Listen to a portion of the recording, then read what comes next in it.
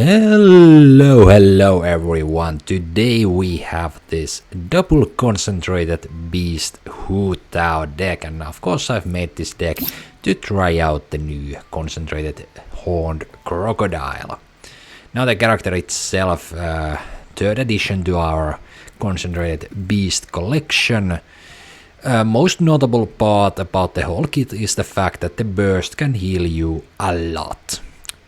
As it says here, you can when you burst, you discard up to 3 Bone Cruncher energy blocks, and for each of these cards, discard the most damaged character heals for 1 HP and gains 1 max HP. So basically, one burst heals your most damaged character for 6 HP. That alone would not be that broken, if it wasn't for the fact that the passive skill is, whenever you play or discard a Bone Cruncher energy block, heal the character on your team that has taken the most damage for 1 HP. This thing right here is what makes Crocodile kind of broken. Like, I've mentioned this in my previous videos where I face off against Crocodile, but the only reason why the Crocodile is not a meta character is the fact that you have to play another concentrated beast with the Crocodile for it to perform the best. And that reason is the only thing like holding Crocodile back. Like you can see, I'm playing it with the Scorpion, because otherwise there would be no way to get enough energy blocks to make the Crocodile's burst reasonably viable. But yeah, the broken part is the passive skill, because this has no limit. If this had a round limit of, let's say, 3 times per round, it would be, reasonable.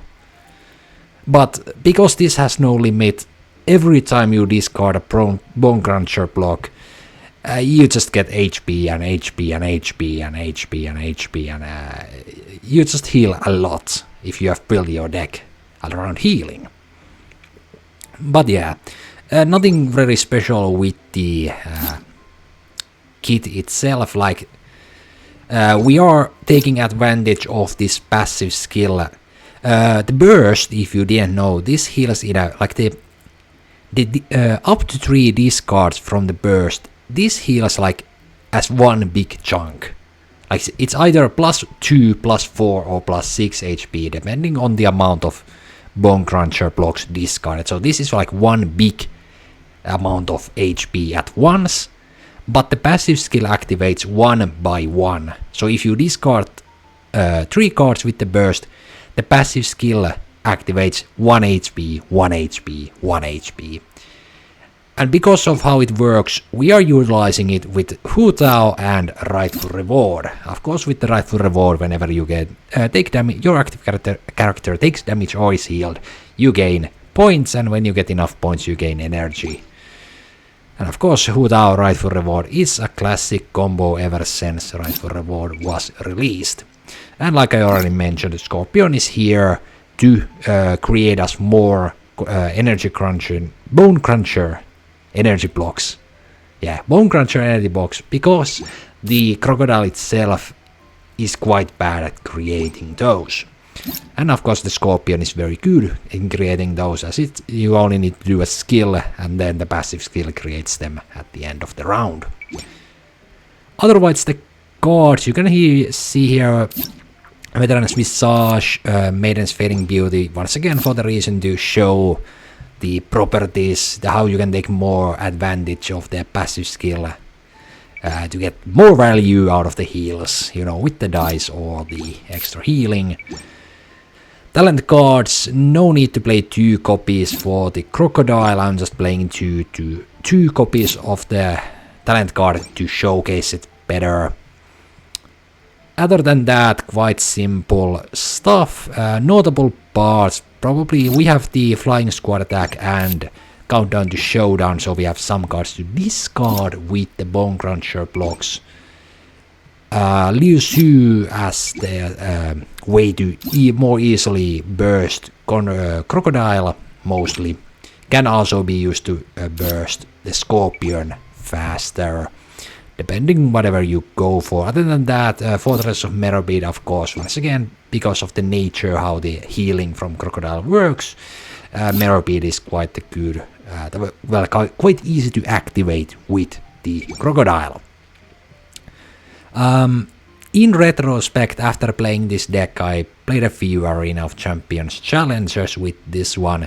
In retrospect, I'd switch out, I'd rather lose money myself for I haven't lost yet, because in multiple occasions it would have been like after the basic game plan for this deck is to burst Scorpion, then sacrifice it, then just alternate between Hu Tao and Crocodile bursts. So in many cases where I was against very aggressive decks, it would have been very good to have I haven't lost yet to faster, to get the burst faster for either the Crocodile or Hu Tao. So that's a change I would make. Of course, Dada is here not only because it has synergy with Veteran's Visage, Right for Reward and the Meropide, but also to counter freeze decks, so that we are guaranteed the burst. Same reason we have Adeptus Temptation for some bit of burst damage. And lastly, I can say you can use any Arcane Legend card you like.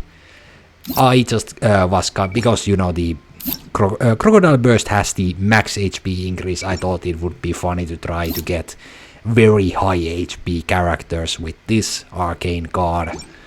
There are probably better options if you are trying to make a more optimized version of this specific deck, but this is what I played, and now let's get into the games.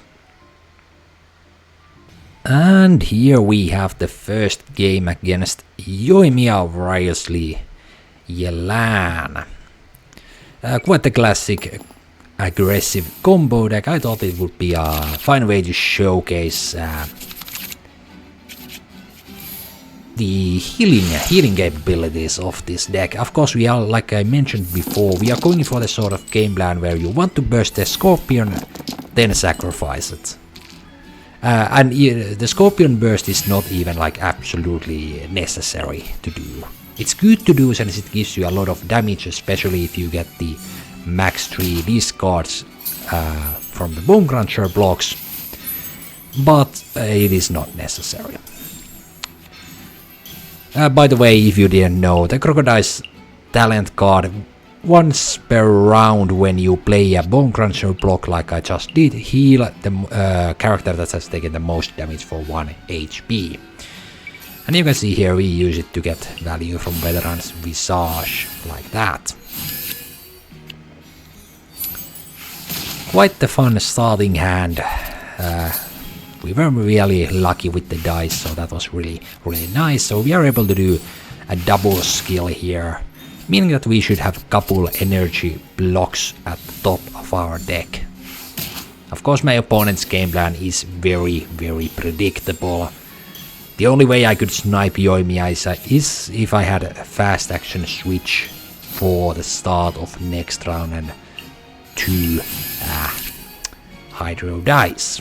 But you can see we only get Bone Cruncher blocks, so we are just going to burst the Scorpion, or maybe, depending on the dice, do something else. But you can see here we got a very good dice again, so there's nothing to worry about. Not to mention the Meropide round 1, very good against that deck, since now they have to waste their cards. If you're wondering why I switched characters, I was kind of hoping that they might, you know, have bad dice or something, and I could take advantage of that by having them switch, you know, characters. I mean, they had the Fortress of Meropide effect, they only had, what, 4 cards total, so they would have, you know, had to tune everything for the bursts or something. Then I would have taken that as a sign to do a Crocodile skill to, you know, spread the damage.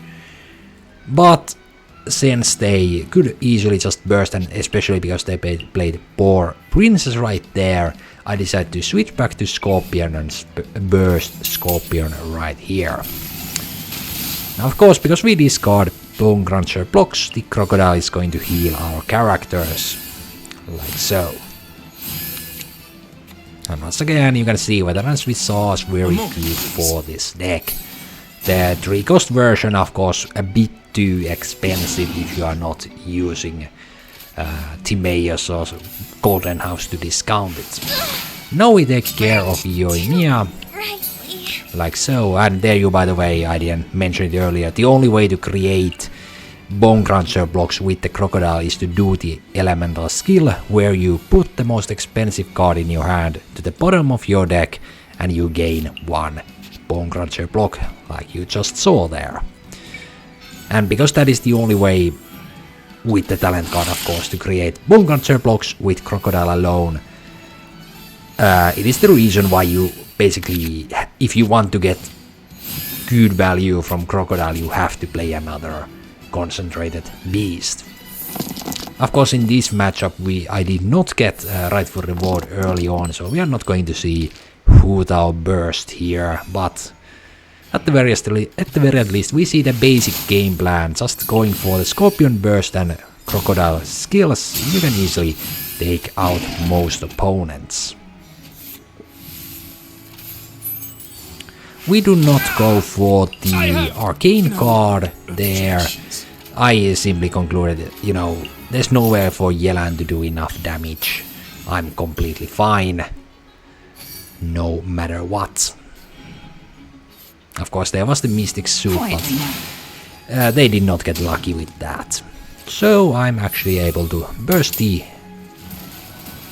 Crocodile here. You can see 4 HP instantly because we have 2 Bone Cruncher blocks which now get discarded, and then the passive skill activates. And that reason right there is what I consider the broken part about Crocodile. The fact that it would be balanced if the burst didn't count towards the passive skill or the passive skill had a limit. Then I would say this is perfectly balanced. There's like no reason to call out anything about the Crocodile skit, but currently the only thing holding back Crocodile is the fact that you have to play another concentrated beast, and if they ever release another strong concentrated beast, I'm pretty sure we have like the Dendro Tiger concentrated beast at least. Don't we also have like I think there's is there like a concentrated beast Vulture as well? I'm not entirely sure, but like if they ever release more concentrated beasts which are strong, we might eventually see some nerfs to the Crocodile's kit. But like I can already tell, like all we need is because the current Scorpion is better than the like overall. Scorpion is stronger than the Serpent, and Crocodile is stronger than the Scorpion. And the only reason why Crocodile isn't a broken meta character is the fact that to play it optimally, you have to have Scorpion or the Serpent, both of which are pretty low on the, you know, meta scale of things. But you can already guess, we go for Hu-Tao's skill 3 thanks to the Golden Droop, but my opponent gives up before that, so let's get into the next game. And here we go against Yunjin 1 round sweep decks. Well, deck. Been a reoccurring opposing force on this channel lately, having Yunjin going against whatever decks I'm playing. Anyway, as you can see, we are going for the same round 1 plan. You can see we kept the Flying Squad because we had talent cards in hand, so we can just play one of these, get the energy block from there, and play that to discard Flying Squad. Of course, once again, you don't need to play Flying Squad, you can play some other cards. I just recommend have some expensive cards, like Countdown to Showdown at the very least. Have something expensive you are happy to discard with the Bone Cruncher blocks in this deck. It makes your life easier. Once again, I went for Veterans with Sauce because we didn't have that great dice, but lucky we get Liben right here, and we get another Liben, and now I see my dice are actually perfect for double Liben, so I'm going to go for that. Of course, because we match our opponent's ramp here, that means they are not in a good position to do anything round 2. Of course, that deck, to my knowledge, it's usually round 3 when they are able to sweep. Though in some cases where they are very lucky, they can sweep round 2, or at least deal enough damage round 2 that the opponent can no longer recover. But hey, look at that, we got rightful reward, so we are able to play that right away here. And once again we are going for Scorpion Burst. Spamming the skill is of course good, because once we burst the Scorpion we are going to discard all of the energy blocks we have, and we need more energy blocks for the Crocodile's burst to heal a lot. My opponent, of course, realizing like they would have to tank a bit too much damage with Yunjin if they went in right there, but they still do it, I don't know why. Like, I kind of understand you had Liu Xu, but like, if you were planning to go to Yunjin, you should not have done a Seahorse skill, you should have gone to Yunjin right away, so that was a clear mistake from my opponent. We of course create some cards and dice. You can see, just by playing one block when you have the talent card, you just heal and heal. I'm not saying it's as broken as, for example, Ifa's healing. I still consider Ifa needs a nerf to his healing, or at the very at least make Ifa's technique consume a Nemo dice. But that's his own topic of videos, of the video topic. Anyway, the point I'm making here, the Crocodile heals a lot, yes, but if you are playing good counters, you can notice that the only way they can actually heal properly is the burst, which I believe we are going to see next round. Seeing they have no way of actually sniping, you know, no cards in hand, so I know they cannot take out Crocodile here.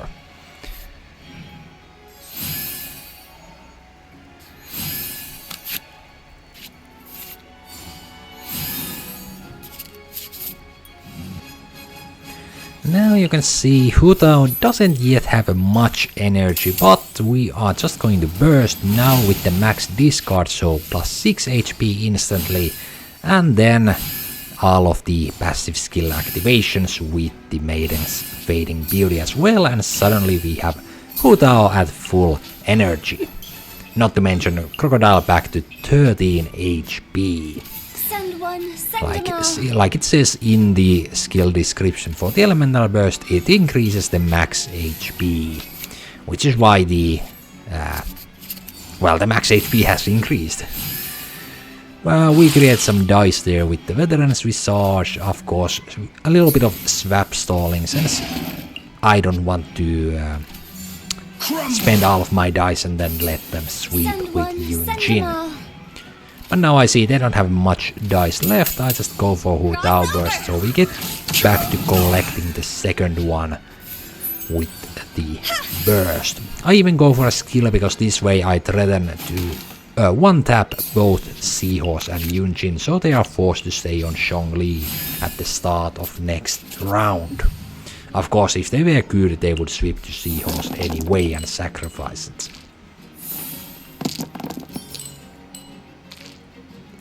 So let's see what they will do about that. Liu Xu, for whatever reason, maybe they have good enough dice and then they have Toon dice, like why did you play that, all of your characters have energy. Going for Zhongli burst, perfectly good strategy. I would have still swapped to Seahorse and sacrificed it, because like, now what are you gonna do? You're going to give up. Anyway, we are actually now going to get into the last game of today. A little shorter one today, but at the end of the day this deck was nothing too special. Anyway, let's get into that last game. And for the last game we have the Escoffier Lini Hydro Tulpa meta deck. Finally I got a meta deck into one of my videos after a long time. Though, before we get into this game, I would like to give a quick mention. I have actually faced off against Skirk at least 3 different times with this version of this deck, so no changes to what you saw there at the beginning. Each time I have lost to the Skirk deck. If I were to say couple notes about those games, I did not lose because I had bad card luck or bad dice luck. I lost because I wasn't able to go for Crocodile Burst, and in my first 2 Skirk games I kind of insisted on going for the Scorpion Burst first thing. Yeah, I was going for the same game plan of Scorpion Burst to Crocodile and Hu Tao Burst. You know, one after the other depending on whether you have the right for reward or not. So against Skirk, like mentioned, I have lost all my games with this deck against Skirk. And if you are against Skirk, you should go for Crocodile Burst first thing you can, as fast as you can. Basically, like 1 skill from Scorpion to get that energy block to the top of your deck. Then 1 skill from Crocodile. Ideally you have Liu Xu to give you 1 energy for Crocodile when you switch. 1 skill from Crocodile, then you burst Crocodile, and that way you can probably like live through the onslaught of Skirk deck's damage. And that is also the reason why I say switch out the I would rather lose money myself for I haven't lost yet, because in the cases where you sit on Scorpion and Scorpion deck gets taken out, then you have I haven't lost yet to more easily burst Crocodile or Hu Tao against AoE damage decks, where of course these characters have taken damage as well. In a matchup like this, my opponent can of course only do single target damage, so there's like really nothing to worry about in keeping Hu Tao or the Crocodile safe here at the early game. But yeah, like against AoE decks, against Skirk decks, you want to go for Crocodile Burst, most likely with the Scorpion skill into Crocodile, because that way you get enough energy, but you are more guaranteed to get enough energy blocks to, you know, actually heal properly from the burst. But anyway, in this matchup we are going for the same sacrifice Scorpion strategy, right for reward, round 1 in hand, very lucky. You can see we did not play Veterans Visage because we actually want to play the Bone Cruncher block, because now we get energy for Hu Tao, we heal Scorpion so it can take more damage, and we can now go for normal attack. We of course went for a skill there earlier, so there should be at least 1 energy block coming into hand right here after the end phase is over. Of course we are only having 3 HP, so it actually doesn't matter. Lini is still able to take out Scorpion immediately if they want to. But you know, quite many people with my opponent's deck, I've noticed like people who play that deck, they for some reason they kind of like to go for prop arrow instead of a skill in scenarios like this. And it's like what my opponent should do here is use the elemental skill from Lini and then burst Lini. That's what my opponent should do in this scenario. What they do is basically waste that Gilded Hall right there to take out Scorpion with a prop arrow. A complete waste in my opinion. Why did I play Countdown to Showdown before discounting it? Because of course playing I had bad dice. I can still play an energy block to gain 6 dice for 2 attacks if I want to. And well, mostly I played the Countdown to Showdown because I had bad dice, and this way I can actually do something. But anyway, my opponent basically wasted that Gilded Hall because they could have just gone for a skill and then a burst, and they would have gotten that summon on the field anyway. We go for a skill there. you know, wanting to maximize the amount of bone cruncher blocks for the Crocodile burst. Now they go for another skill. Now they go for the skill. Of course, it doesn't matter. We can play our arcane card, and now we have enough HP thanks to replaying the talent that their summons are not a threat. Why am I going to Hu Tao? Because I have max stacks on Hu Tao but not full energy on Crocodile. This way Hu Tao can instantly heal with the burst from the damage she takes from the summons. And anyway, Lini cannot really threaten Hu Tao, but I'm threatening both Escoffier and Tulba right here. With the burst, of course. And you can see here, even if I didn't have the arcane card, Hu Tao would have 6 HP. So Lini would have not threatened Hu Tao anyway. I mean, maybe if they were lucky with another gilded hole, then yes, but you can see here they now go for Escoffier. I go for the Crocodile since that's the best I can do. Going for that was interesting. Like, I don't have AoE damage, you don't need to do that. Resonance card right there, but hey, you do you. Maintenance would have been nice a little earlier, mostly before I played the Bone Cruncher block, but I quickly counted the summons do not do enough damage to my Crocodile, so I can play Liben and not have to deal with those bad dice. Of course, next round we can play one of these and heal Crocodile right back up thanks to the Maiden's Fading Beauty and the talent card combo we have going on.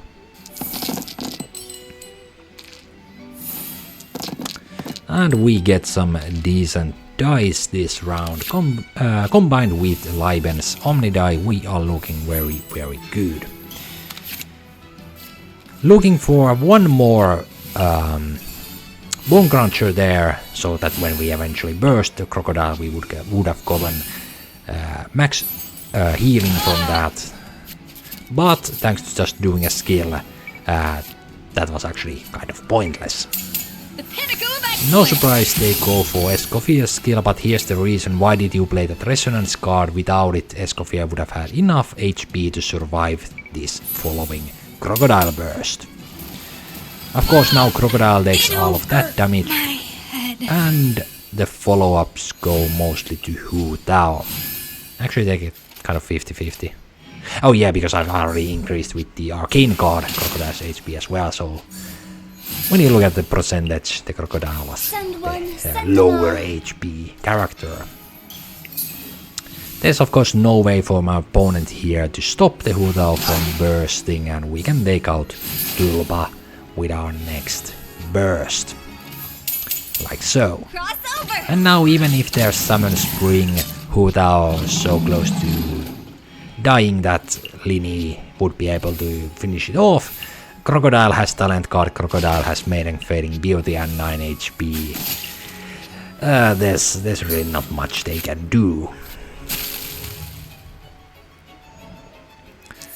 So as you can see, this deck really has some great healing potential. Though, like I said, it's very gimmick based. Like with Hu Tao you need rightful reward. With Crocodile you kind of really need to burst with max discard, energy block discards to get best possible value. Of course, Providence right there.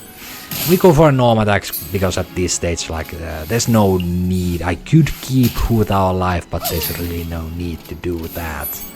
I can just use the Crocodile to slowly take them out.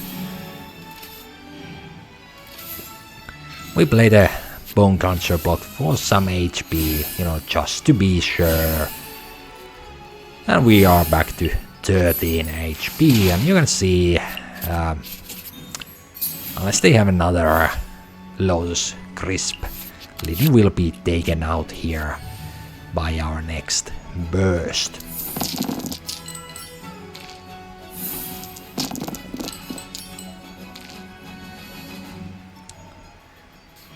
And there we go, they just end their round, they know there's nothing they can do. I of course for fun decide to show that my Crocodile has more than enough HP.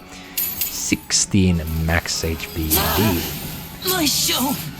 But yeah, actually a quick end note to this video.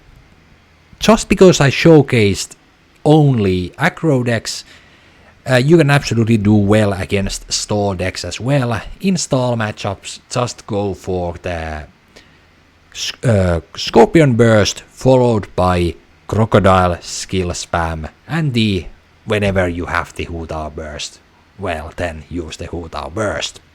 But yeah, this was just really my tests, experiments with the Crocodile. So we are going to end it here for today, and I'll see you all next time.